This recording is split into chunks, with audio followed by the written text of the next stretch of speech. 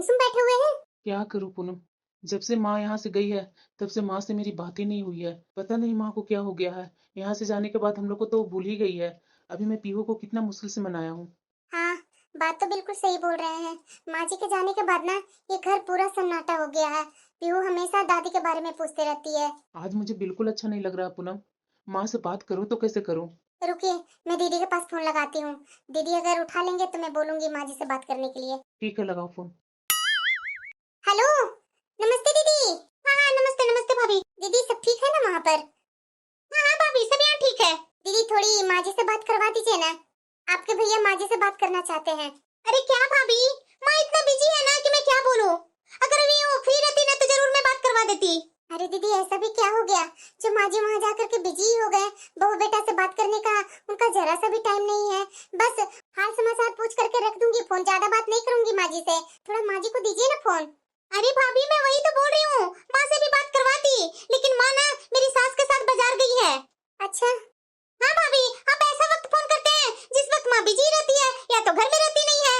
और वैसे भी भाभी, माँ तो हम लोग को बीच में इतना घुल मिल गई है ना कि वहाँ की तो याद आती नहीं है उसे। अच्छा दीदी, लेकिन हम लोग को तो माँ जी की याद आती है ना। वो पीहू बहुत रो रही थी दादी के लिए, तो मैं कैसे कैसे चुप कराई हूँ। अभी भैया चुप करा करके उधर बैठा है। प्लीज दीदी अगर माँ जी आ जाते हैं ना तो बात करवा दीजिएगा मेरे से, वरना भैया से बात करवा दीजिएगा। अच्छा ठीक है भाभी, इतना टेंशन क्यों ले रहे हैं। और वैसे भी माँ दूसरे के घर में नहीं है, अपनी बेटी के घर में है। और बेटी के घर में बेटा के घर से ज्यादा खुशी रहती है माँ। हाँ तो बात है दीदी, लेकिन प्लीज दीदी थोड़ा बात करवा दीजिएगा माँ जी से। अच्छा ठीक है भाभी, भाभी प्लीज मैं ना बाद में बात करूंगी। अभी देखिए ना मुन्ना रो रहा है, अभी मुन्ना को देखना है। बात करते करते दीदी फोन क्यों कट कर देते हैं? पिछले बार भी दीदी बात करते करते फोन कट कर दिए। अरे हो सकता है पूनम, वो मुन्ना छोटा है ना, वो रो रहा होगा, उसे गोद में उठाने के चक्कर में फोन कट कर दी होगी। लेकिन चलो, वो कुहू तो बोली ना बात करवाने के लिए, माँ आ जाएगी बाजार से तो बात करवा देगी। मुझे पता है दीदी आज भी बात नहीं करवाएंगी। पिछले बार भी दीदी यही बोली थी, लेकिन कहाँ बात करवाई। फालतू का बकवास कर रही थी भाभी, पर अब माँ जी को याद आता है। बेटी है ना इसलिए भाभी को बहुत याद आ रही है। नौटंकीबाज। अब तो यहाँ से मैं माँ को कहीं जाने ही नहीं दूंगी। शांति जी। हाँ, वो आपको नाम लेकर बुला रही हूँ, आपको बुरा तो नहीं ना लग रहा है? नहीं नहीं समधन जी, मुझे क्या बुरा लगेगा। वो क्या है ना शांति जी, यहाँ मैं आपको समधन जी बोलती हूँ ना तो यहाँ का लोग समझते नहीं है। पास पड़ोस वाले बोलते हैं कि आप लोग समधन जी किसे बोलते हैं, नाम लेकर के बुलाया करो ना। इसलिए मैं सोची कि यहाँ का कुछ जो रूल है उसी के अनुसार चलती हूँ। और वैसे भी आपको तो अंग्रेजी आती नहीं है शांति जी, इसलिए शांति जी थोड़ा ना बाहर मत जाया कीजिए, घर में ही रहा कीजिए। नहीं समधन जी, वो मुन्ना रो रहा था ना, इसलिए मुन्ना को लेकर के बाहर घुमाने गई थी। अरे शांति जी आपका गाँव नहीं है, ये विदेश है, विदेश है, अमेरिका। यहाँ गांव के जैसा रीति रिवाज नहीं है, यहाँ का अलग रीति रिवाज है। तो थोड़ा ना ये सब पर ध्यान दिया कीजिए, घर में रहा कीजिए ना। हमारा घर क्या छोटा है, बड़ा तो है। अच्छा ठीक है समधन जी, मैं ध्यान दूंगी। वैसे शांति जी, हाँ देखिए ना, यहाँ डस्टिंग के लिए काम वाली नहीं आ रही है। अरे आप तो डस्टिंग का मतलब ही नहीं समझ रहे होंगे। मेरा कहने का मतलब है ना शांति जी, झाड़ू पोछा, ये साफ सफाई। अब बताइए हमारे भारत में कितना सस्ता में ये सब काम वाली मिल जाती है, लेकिन यहाँ देखिए तो पैसे भी ज्यादा मांग रही है। और देखिए कितना दिन छुट्टियां लेती है। आप आए हैं तो देख रहे हैं ना। और वैसे भी शांति जी, मैं तो आपको बार बार देख रही हूँ कि हाथ पैर पकड़ करके बैठे रहते हैं। तो यहाँ का डॉक्टर भी बोलता है कि एक्सरसाइज वगैरह करने से ये जोड़ों को दर्द वगैरह सब ठीक हो जाता है। और वैसे भी आप दिन भर घर पर खाली ही बैठी रहती हैं, कोई काम तो करती नहीं है, इसलिए आपका इतना ये जोड़ों में दर्द, कमर में दर्द बढ़ रहा है। तो आप ऐसा कीजिए कि आज से घर का झाड़ू पोछा और बर्तन भी आप ही देख लीजिए। देखिए शांति जी, ऐसा करने से ना आपको थोड़ा व्यायाम भी हो जाएगा और काम भी सुचारू रूप से चलेगा। क्या? अरे माँ, ये मॉम थोड़ी ना गलत बोल रही है, सही तो बोल रही है। यहाँ के डॉक्टर भी बोलते हैं कि हाथ पैर में या घुटने में दर्द हो जाता है ना तो घर का ये काम करने से दर्द कम हो जाता है। ये मॉम तो आपके भले के लिए कह रही है, और तुम्हें पता है ना कि मेरे से तो ये झाड़ू पोछा होने वाला नहीं है ना, मॉम जी से होने वाला है। तो आप तो माँ शुरू से ही करते आई हो तो कर लेना, क्या दिक्कत है। अम्मा मुंह मत बना, गलत क्या है। हाथ पैर का दर्द तो मैं बराबर देखती हूँ कि हाथ पैर पकड़ करके बैठी रहती है। इससे अच्छा है कि तुम कुछ काम ही कर लो, जिससे तुम्हारा दर्द भी कम होगा। थोड़ी ना मैं तकलीफ तुझे देना चाहती हूँ। जाकर देखो मुन्ना जग गया होगा, मॉम मेरी माँ कर देगी। अरे हाँ को, इसलिए तो तुम्हारी माँ को बोली। ये शब्द मेरी बेटी ने बोले, उन लोगों का शब्द मेरे कानों में पिघलते हुए शीशे की तरह चुभ रहे थे। मैं अपनी बेटी की तरफ देखी, कैसे वो मुझे सुना रही थी और अपनी सास की बात को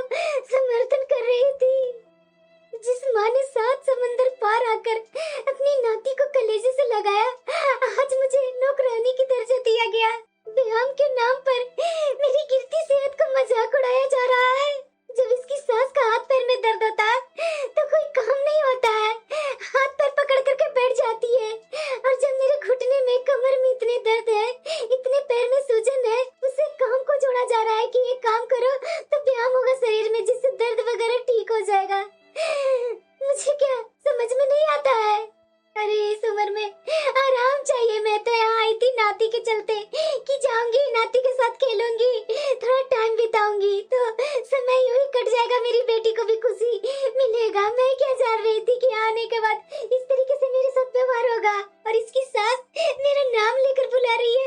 मेरी बेटी को कुछ एहसास नहीं हो रहा है। अरे शांति जी, थोड़ा सोफा के अंदर से निकालिए ना पोछा, सोफा के अंदर बहुत गंदा है। जी अभी सोफा के अंदर ही पोछा लगा रही हूँ। देखिए शांति जी, ये अपना ही घर समझिए, आराम से पोछा लगाइए, अपने घर के जैसे। जैसे अपने घर को चमका कर रखते थे ना, वैसे ही इस घर को अपना समझ करके चमका कर रखिए, ठीक है? अपना घर में तो मैं एक गिलास पानी भी नहीं लेती थी। जब से मेरी बहू आई थी तब से सारा काम मेरी बहू करती थी। मैं उस पर गुस्सा होती थी, नाराज होती थी, लेकिन बहू मुझे मीठी मीठी बातों से बहला लेती थी। लोग अधिकांश माँ बेटियों के लिए मरते हैं ना कि मेरी बेटी कैसी होगी, क्या होगी। यही हुआ, मैं बेटी के लिए मरती थी ना।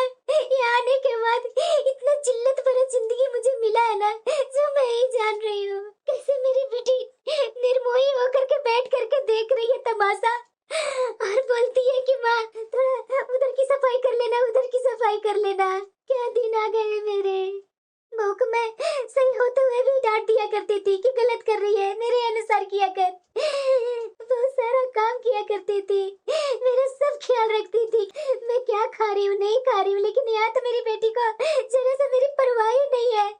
मैं शुगर की मरीज हूँ, जरा सा बेटी को एहसास नहीं है कि माँ की क्या दिक्कत होगी, क्या परेशानी होगी।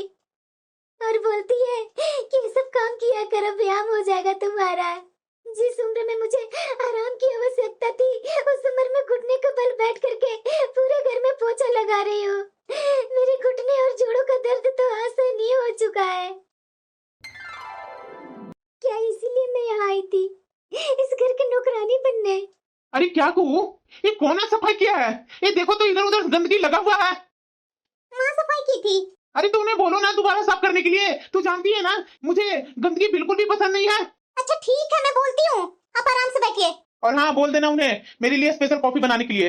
माँ क्या कर रही है? अरे माँ क्या सफाई करती है? देखो तो तुम्हारे दामाद जी ऑफिस से आते के साथ ही चिल्लाने लगे। अरे थोड़ी अच्छे से सफाई कर लिया करो ना माँ। और हाँ, अपने दामाद जी के लिए स्पेशल कॉफी बना देना जैसा वो पीते हैं। कैसी मेरी औलाद है, ये दामाद तो रोज आकर के काम में नुक्स निकालता है। यहाँ नहीं सफाई हुआ है, वहाँ नहीं सफाई हुआ है। अब तो मैं इस घर में नानी या माँ नहीं रही, मैं तो केवल एक सेविका बनकर रह गई हूँ, जिसका स्वाभिमान को हर एक दिन झाड़ू पोछे के साथ कुचला जा रहा है। मेरी फ्रेंड भी ना क्या मस्त मस्त रील लगाई है। इन लोग को कोई कह सकता है कि शादीशुदा है? वाह, ये तो मेरी बिटिया अत्यंत शांति और आराम से बैठ करके हाथ में मोबाइल लेकर सोशल मीडिया चला रही है और अपनी सहेली के ये स्टेटस देख रही है, हंस रही है, गप्पे मार रही है। हे भगवान, ये वही बेटी है जिसके लिए मैं रात रात भर जागती रही।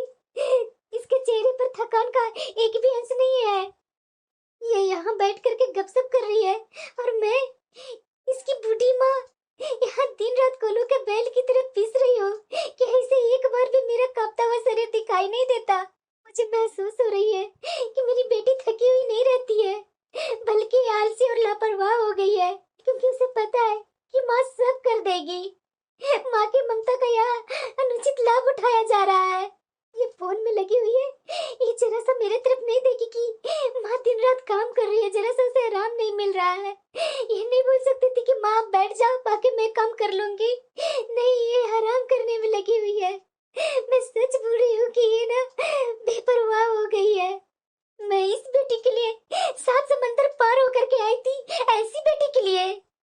जब मेरी बहू मेरे पास रहा करती थी, कभी भी रसोई में मुझे खड़ा देख लेती थी ना, तो दौड़ कर आती थी और बोलती थी कि माँ जी आप काम कर रहे हैं क्या? अब चलिए यहाँ से, आप बैठिए सोफे पर, क्या खाएंगे बोलिए, मैं बना कर लाती हूँ। यहाँ तो खाने का भी मेरी बेटी का चिंता नहीं है कि माँ ने कुछ खाया, ये उसकी तबीयत कैसी है, थोड़ा बैठ करके उससे बातें तो कर लो। मेरे लिए आई है माँ इतना दूर से, लेकिन इसे कुछ भी परवाह नहीं है, अपने सास को हाँ में हाँ मिलाते रहती है। आज मुझे समझ में आ रहा है कि रिश्तों की गरिमा केवल खून के रिश्तों से नहीं बल्कि सेवा और सम्मान से होती है। मैंने अपनी बेटी के घर को अपना समझा पर शायद इसने मुझे केवल एक मुफ्त की नौकरानी समझ लिया। माँ, क्या कर रही है माँ? ना नाश्ता बनाया ना घर में झाड़ू पोछा, कुछ काम हुआ ही नहीं है। और मेरी तबीयत ठीक नहीं लग रहा है, इसलिए मैं आज काम नहीं कर पाऊंगी। तुम्हारे यहाँ वो काम वाली आती थी, वो कब तक आएगी? अरे माँ, क्या बातें कर रही है? कब तक आएगी? अरे कर लेना माँ। मैंने बोला ना कुहू, मेरा शरीर अब और साथ नहीं दे रहा है। माँ तुझे पता है, यहाँ ना अच्छी काम वाली मिलना बहुत मुश्किल है, और जो मिलती है वे बहुत छुट्टियाँ करती है। बस कुछ और दिन काम कर लो ना माँ, मैं ढूंढ ही रही हूँ काम वाली को। जैसी मिल जाएगी वैसी, तुझे इतना काम नहीं करना पड़ेगा। और पता है माँ, तुम्हारे दामाद को तो बाहर के लोगों पर भरोसा ही नहीं है। वे बोलते हैं कि सफाई अच्छे से नहीं करते हैं। आप जैसा काम करती है ना माँ, बाहर वाली ऐसा काम नहीं करती है माँ। अरे शांति जी, आपकी बिटिया सही बोल रही है। थोड़ा बहुत हाथ पैर चलाते रहेंगे ना तो आप भी स्वस्थ रहेंगी। बैठने से बेकार की तरह तरह की बीमारियां घेर लेती है। मैं सब समझ रही हूँ कि मुझे चिकनी चुपड़ी बातों में फंसाया जा रहा है। ये सब इन लोगों का सोची समझी साजिश है, ताकि बाहरी सहायिका के पैसे बचाए जा सके। स्वस्थ रहने के बहाने क्या मेरी ही हड्डियां को गलाया जाएगा? यहाँ हर कोई अपनी सहूलियत देख रहा है, किसी को मेरी गिरती सेहत को और उम्र की फिक्र नहीं है। बहानों की आड़ में मेरी ममता का गला घोटा जा रहा है। अरे माँ, सोच क्या रही है? जाना, कर लेना काम। अरे कुहू, इतना क्यों प्रेशर दे रही है माँ को? वो कर लेंगी, समझदार है। आखिरकार तुम्हारी माँ है, और माँ को इतना बोलना नहीं पड़ता है, बिना बोले घर का सारा काम कर देती है। और वैसे भी ये तो गलत नहीं है, जब से तुम्हारी माँ यहाँ आई है तब से तो काम कर रही है ना। जाने दो, थोड़ा लेट से ही सही, कर लेंगी। हर बार का ये लोग का यही बहाना। अब मुझे समझ में आ रहा है कि जिसे मैं अपना घर समझकर दिन रात काम कर रही थी ना, यहाँ मेरी अहमियत केवल एक मुफ्त की नौकरानी से अधिक कुछ नहीं रही। मैंने कभी नहीं सोची थी कि मेरी बेटी मेरे प्रति इतना निष्ठुर हो जाएगी। ये तो मैं सपने में भी नहीं सोची थी। अरे शांति जी, थोड़ा जल्दी बना लीजिए ना खाना। क्या करूं, बेटी का घर है ना। अरे शांति जी, थोड़ा जल्दी जल्दी नाश्ता बनाइएगा जरा, मेरी कुछ फ्रेंड आई है। वो मेरी बेटी के लिए कॉफी बनाती है ना स्पेशल, वो कॉफी बना लीजिएगा। और हाँ, 2 दिन पहले आपकी बेटी वो सैंडविच बनाने के लिए सिखाई थी ना, बिल्कुल वैसा ही आप बना दीजिएगा सैंडविच। अरे यार, और लोग नहीं आई? उसने बोला कि अभी तुम ही जाओ, बाद में मैं आती हूँ। अच्छा, आज ना मैं अच्छे अच्छे पकवान बनवा रही हूँ, जैसे हमारे भारत में पकवान बनते हैं ना, बिल्कुल वैसा ही। आज खा करके तो सब लोग को मजा ही आ जाने वाला है। भारत का पकवान?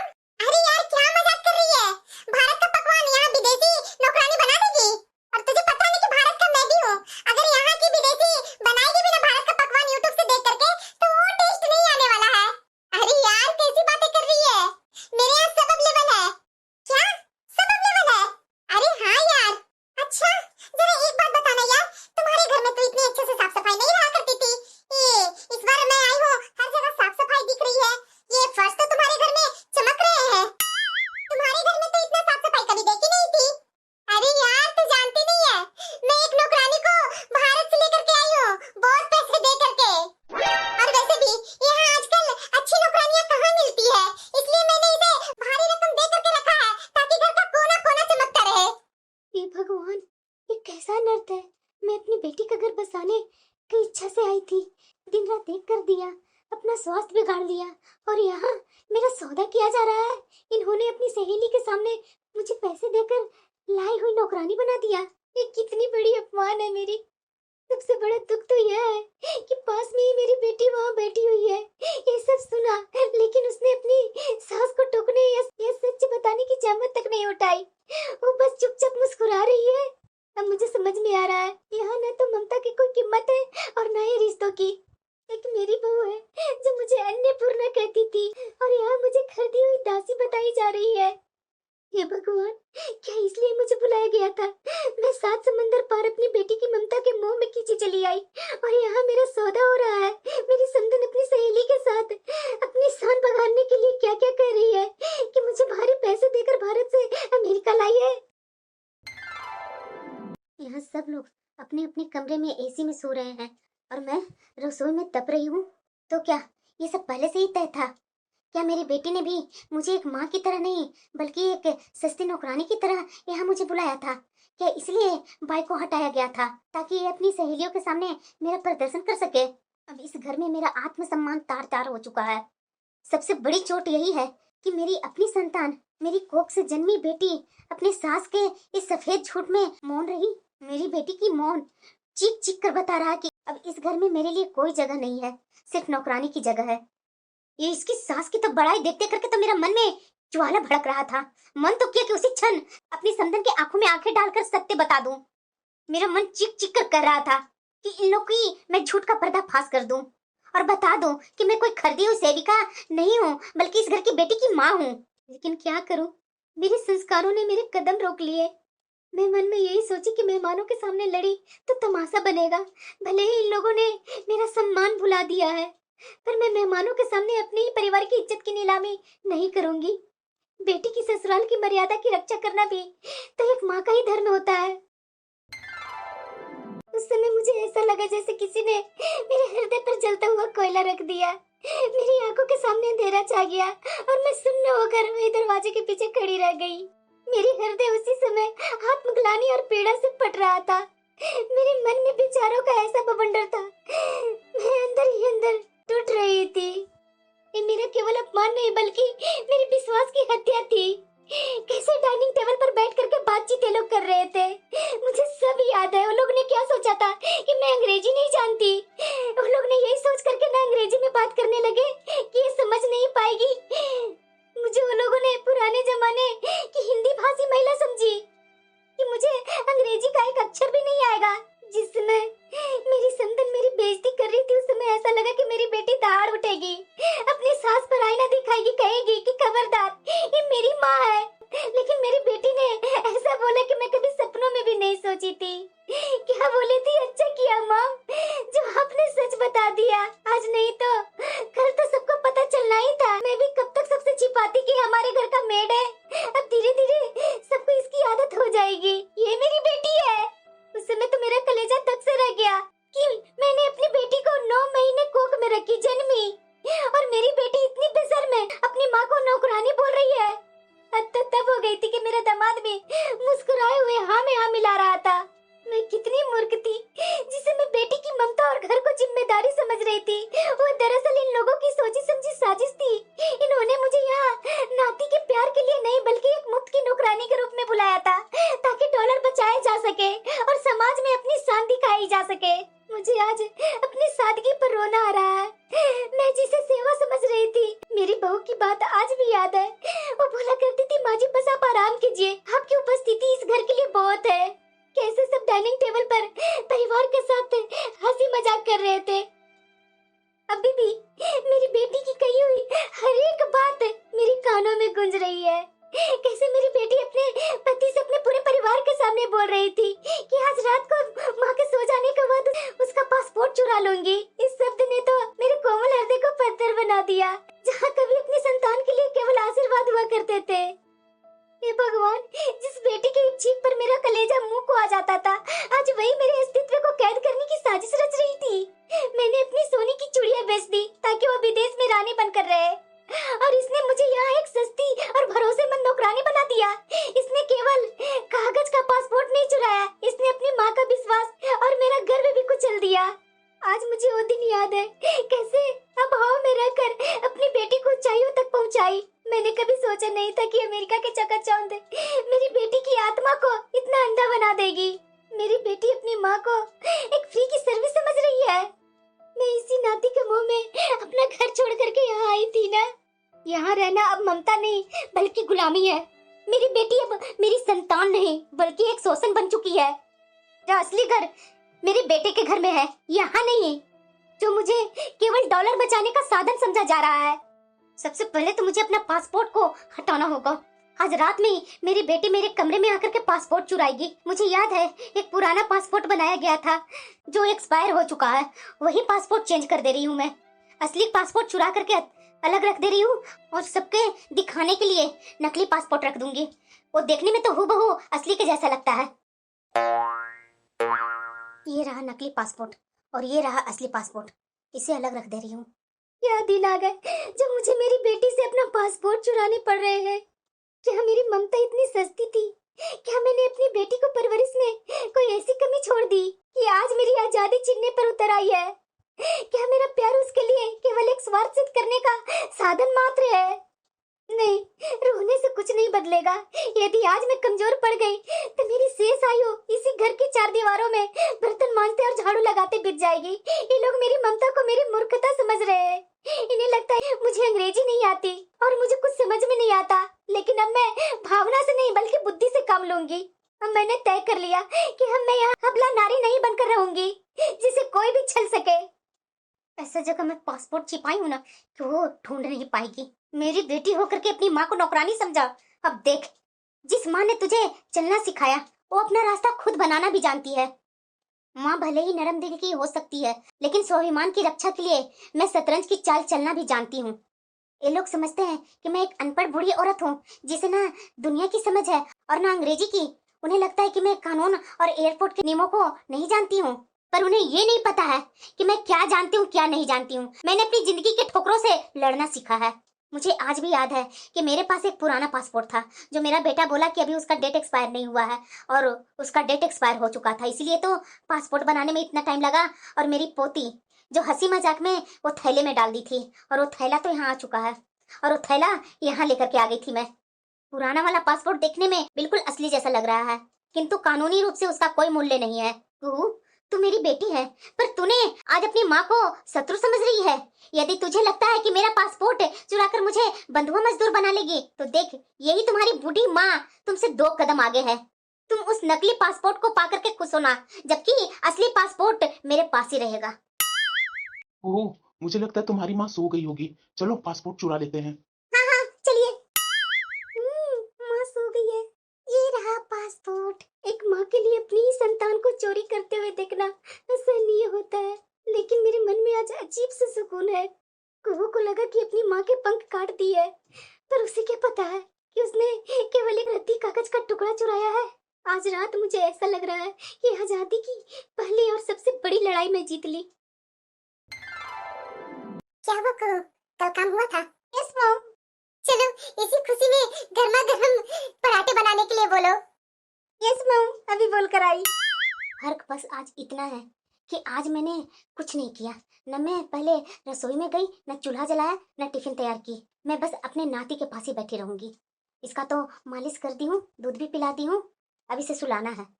माँ, जो नौटंकी कर रही है ना बिटिया, और मैं तुम्हें सब अच्छे तरीके से जानती हूँ, लेकिन आज मैं तुम लोग को अच्छे से मजा चखा दूंगी।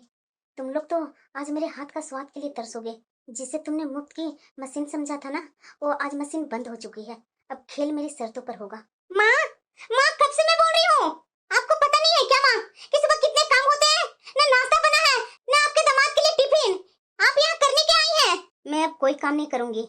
या तो तुम मेड रखो या तो अपनी सास से काम करवाओ। और हाँ, मैं भारत वापस जाना चाहती हूँ। मुझे यहाँ आए हुए 2 महीने हो गए हैं, बच्चा भी संभल गया है।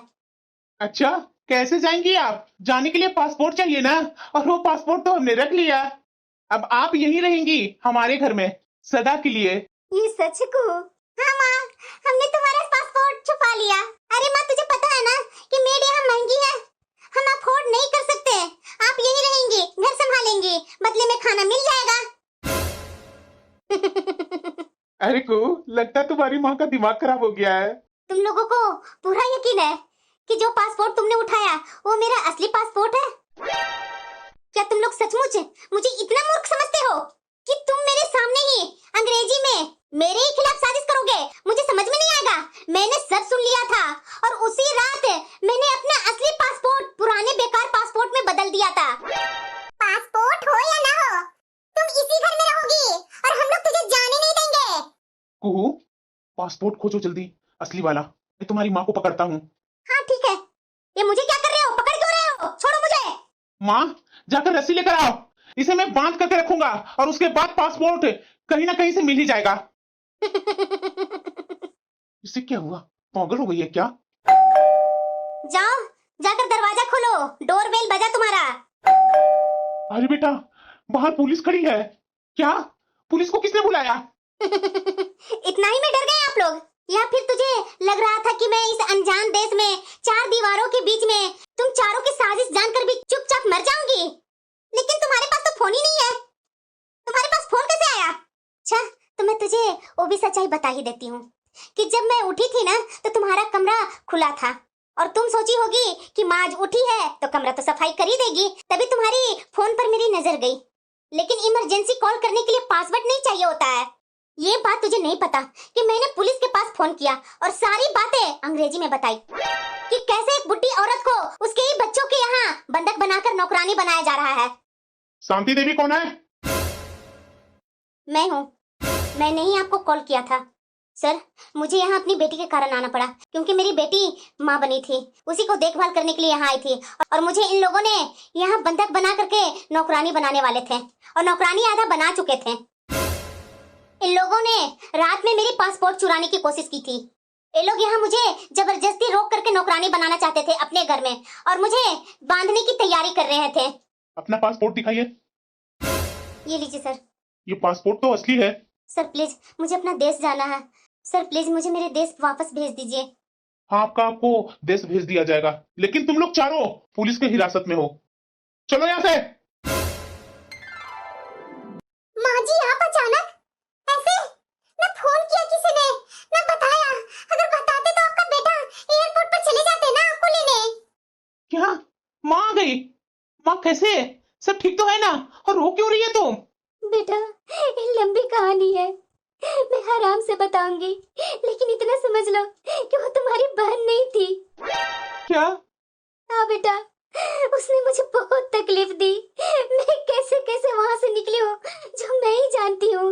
अब तुम्हारी बहन से हमारा कोई रिश्ता नाता नहीं, सारा रिश्ता नाता खत्म हो गया। अब उसके बारे में एक शब्द भी तुम लोग कुछ नहीं बोलेगा। पर हुआ क्या माँ? बेटा, मैंने बोला ना कि उसके बारे में मत बोलो। तुम्हारी बहन ने मुझे वहाँ नौकरानी बना करके अपने घर में बंधक बना कर रख रही थी और एक वही नहीं, पूरे परिवार के साथ मिलकर के ये षड्यंत्र रच रही थी। मैंने पुलिस को बुलाया और पुलिस उन चारों को अपनी हिरासत में ले लिया और